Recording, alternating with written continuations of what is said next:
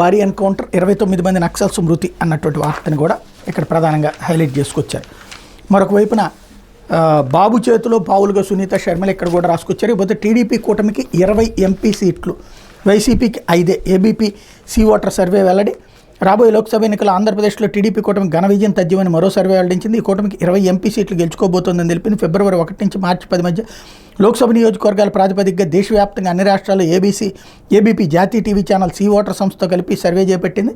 ఫలితాలు మంగళవారం విడుదల చేసిన ఆంధ్రప్రదేశ్లోని 25 లోక్సభ స్థానాల్లో టీడీపీ కూటమికి 20 లభిస్తాయని, ఇందులో బీజేపీ 5 స్థానాల్లో గెలుస్తుందని, టీడీపీ జనసేన 15 స్థానాలను కైవసం చేసుకుంటాయని తెలిపింది. అధికార వైసీపీ 5 సీట్లతో సరిపెట్టుకోవాల్సి ఉంటుందని పేర్కొంది. కాంగ్రెస్కు 1 సీటు కూడా లభించే అవకాశం లేదని వ్యాఖ్యానించింది. టీడీపీ కూటమికి 46.7% ఓట్లు, వైసీపీకి 39.9% ఓట్లు, కాంగ్రెస్ సారథ్యంలోని ఇండియా కూటమికి 2% ఓట్లు లభిస్తాయని తెలిపింది. కూటమికి వైసీపీకి మధ్య 5.8% ఓట్ల తేడా ఉంటుందని అంచనా వేసింది.